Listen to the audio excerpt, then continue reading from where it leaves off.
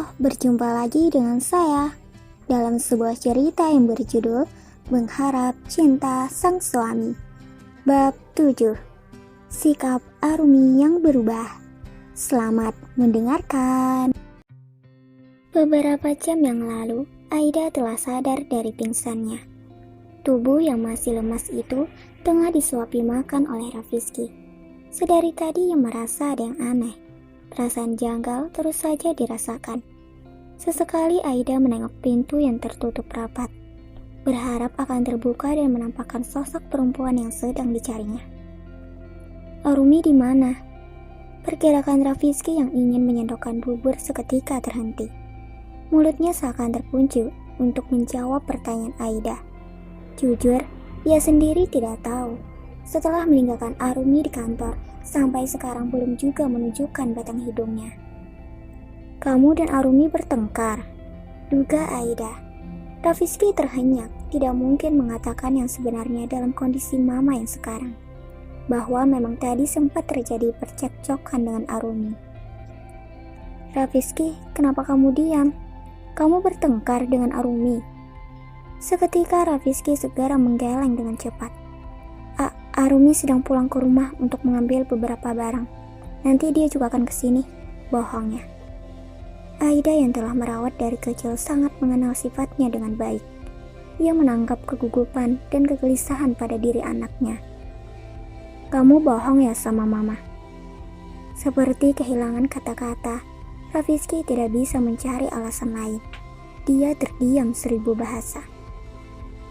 Apa mama boleh meminta satu permintaan lagi? Suara Aida terdengar serak. Dia sangat paham bagaimana perasaan Arumi.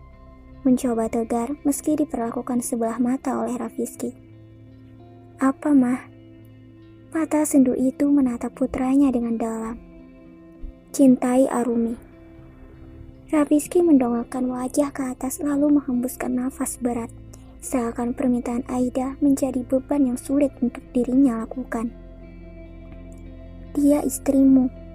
Cintai dan sayangi dia karena Allah. Hapus perasaan cintamu kepada Faija yang bukan siapa-siapa kamu. Jangan sampai dirimu menyesal karena telah menyanyiakan orang yang dengan tulus mencintaimu. Perasaan orang tidak selamanya terus sama. Ada kalanya ia kecewa dan menyerah untuk mengharapkan cinta dari sang suami yang tidak membalas perasaannya. Mama tidak mau kamu menyesal di kemudian hari. Nasihat Aida. Hati Rafizky yang sudah tertutup cinta buta membantah nasihat itu. Aku tidak akan pernah menyesal, karena sampai kapanpun aku tidak akan pernah mencintai Arumi. Mama tolong mengerti keadaanku sekarang. Hatiku tidak bisa dipaksa untuk mencintai orang yang tidak aku cintai. Bukan hatimu yang terpaksa, tapi egomu yang terlalu tinggi mengharapkan Faija. Perkataan Aida seperti sebuah tamparan keras untuk Rafizky. Pergi. Mama tidak mau melihat anak yang selama ini dibesarkan terus mengabaikan istrinya. Jangan pernah kembali ke hadapan mama sebelum kamu datang bersama Arumi. Pergi. Mama tidak sudi melihatmu. Usir Aida dengan air mata yang mengalir deras. Sekali lagi, Rafizky telah membuat perempuan itu menangis. Hatinya teriris mendengar kalimat tajam dan menusuk. Baru kali ini diperlakukan kasar oleh Aida. Semenjak Arumi hadir dalam kehidupannya, Rafizky mengusap muka dengan frustasi. Apakah ia harus menyalahkan Arumi atas kejadian sekarang? Pergi! Teriak Aida kencang. Ma, Rafizky berusaha menenangkan, tapi Aida semakin berontak. Pergi, suaranya sudah terdengar lemah. Ia memegang kepala yang mulai terasa sakit. Rafizky kalang kabut. Dia berteriak histeris memanggil dokter. Seorang dokter masuk ke ruangan dan lekas memeriksa pasiennya. Pergi, kalimat itu yang selalu digumamkan oleh Aida. Setelah merebahkan dirinya, dokter menyuruh Rafizky untuk berbicara di luar.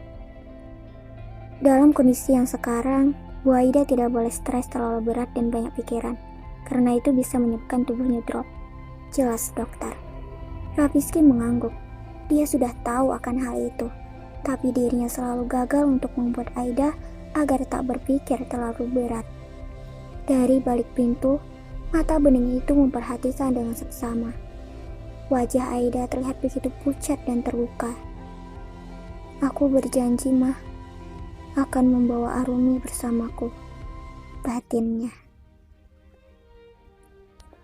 Setelah dari kantor dan tak mendapati Arumi di sana, Rafizky yakin perempuan cengeng itu sekarang pasti ada di rumah dan sedang menangis sesegukan. Mobil hitam yang dikendarai telah sampai di tempat kediaman.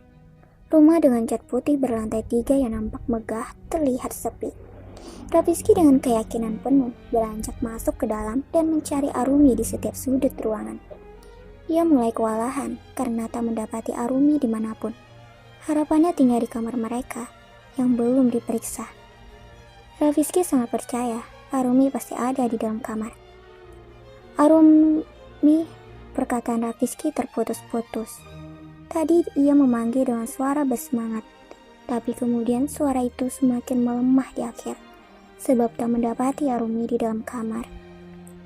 Mungkin di kamar mandi, pikir Rafizky, mencoba untuk tenang. Ia mengetuk-ketuk kamar mandi, namun tak ada suara Arumi yang menyahut dari dalam. Knop pintu diputar, yang ternyata tak dikunci. Dan di sana, Rafizky juga tak menemukan Arumi. Di mana dia? Mata itu tak sengaja melihat ke meja rias. Ia membelalak, menyadari ada yang tidak beres. Meja yang biasanya diisi dengan make up dan berbagai macam perlengkapan kecantikan Arumi kini terlihat kosong. Perasaan yang mulai cemas segera melangkah cepat menuju lemari pakaian, dan semakin terkejutnya melihat pakaian Arumi tidak ada. Apa Arumi pergi? Rafizky semakin kalang kabut. Dia berteriak kencang memanggil nama Arumi dan berlari menuju lantai 3. Berharap masih bisa menemukannya di rumah ini. Nehel, Arumi juga tidak ada di sana. Ia kembali turun ke lantai bawah dengan perasaan yang tidak bisa dideskripsikan. Apa Arumi benar-benar meninggalkannya? Apa yang harus ia katakan pada Mama kalau Arumi ternyata memang pergi darinya? Haruskah Rafizky menyalahkan perkataannya yang tanpa disaring? Atau semua ini memang salah Arumi? Bukankah selama kehadirannya, hidup Rafizky tak setenang dulu? Semua menjadi berantakan karena ulahnya. Apa ia salah kalau menyalahkan Arumi? Pertanyaan itulah yang terus menghantui. Dia kesulitan membedakan yang benar dan salah. Dirinya yang mulai pasrah dan merasa kehausan mulai melangkah guntai ke dapur. Begitu selesai minum, mata yang sudah kehilangan harapan itu berbinar, melihat ke arah luar dari pintu dapur yang terbuka. Di halaman belakang, perempuan yang sedang ia cari tengah duduk di kursi kayu, tepatnya di bawah pohon rindang. Di depannya terletak sebuah koper yang besar. Arumi, panggilnya pelan. Sebuah senyum terbit dari bibirnya. Ia kembali girang seperti orang yang baru saja menemukan berlian. Tapi Rafizky tak menyadari akan hal itu. Langkah penuh semangat mulai mendekat. Semakin dekat dan tinggal 5 langkah lagi ia akan berada di tempat Arumi sekarang. Tetapi langkah itu malah terhenti. Ia tersentak melihat Arumi menangis. Rafizky kemudian memalingkan muka. Pikirannya memang tidak salah. Perempuan itu sangatlah cengeng. Sudah, jangan menangis lagi. Oke, saya minta maaf, ucap Rafizky setengah hati. Arumi terhenyak mendengar suara penuh karisma Rafizky. Lelaki yang sedari tadi menjadi objek pikiran berada tidak jauh darinya. Ia berdiri, mata yang dulu selalu menatap teduh, kini menatap dengan tajam. Saya tidak butuh maaf dari perkataan yang tidak tulus. Lebih baik Anda tidak perlu meminta maaf kalau hanya terpaksa. Duk, sejak kapan Arumi berbicara formal seperti ini? Wanita itu biasanya memanggil dengan kata aku, kamu, atau mungkin yang lebih mesra, sayang. Rafizky mulai melihat perubahan sikap dari Arumi yang terasa dingin. Apa perkataannya di kantor begitu sangat menyakiti? Ah, tidak. Rafizky tetap keras pada pikirannya. Kalau itu semua karena Arumi saja yang suka meracun. Baguslah kalau Anda sekarang ada di sini. Saya mau meminta izin untuk pergi. Kalaupun Anda tidak mengizinkannya, saya juga akan tetap pergi. Tenang saja, Saya hanya akan pergi selama 1 minggu untuk menenangkan hati dan pikiran agar tidak menyerah mengharap cinta dari Anda. Saya berjanji akan kembali setelah 1 minggu. Assalamualaikum. Arumi bukan semudah itu menyerah. Ia hanya ingin menghindari ucapan kasar Rafizky yang kerap kali menyakiti.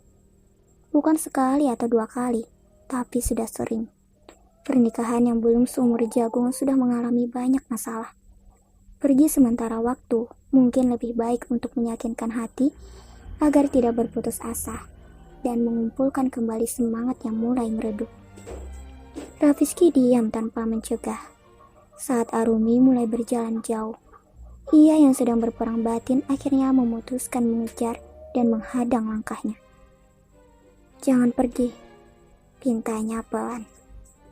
Arumi tersenyum miris.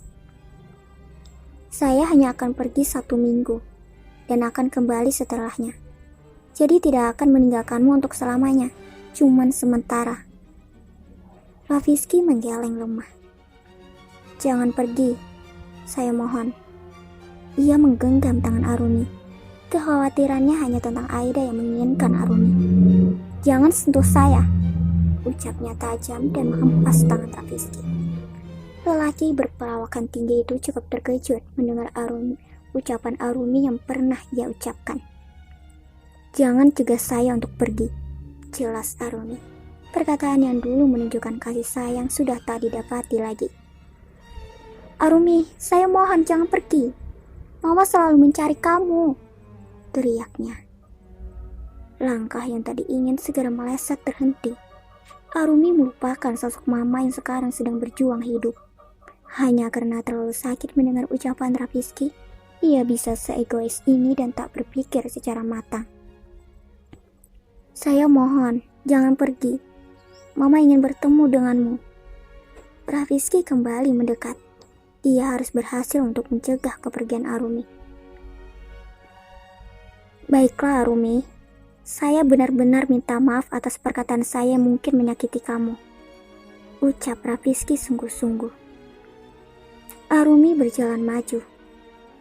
"Oke, saya tidak akan pergi. Ini semua karena Mama, jadi jangan berpikir lebih."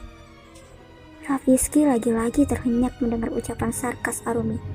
Menuruti ucapannya yang pernah dilontarkan. Kenapa sekarang ada rasa sedih sebab merasa diabaikan? Apa ini yang dirasakan Arumi? Rafizky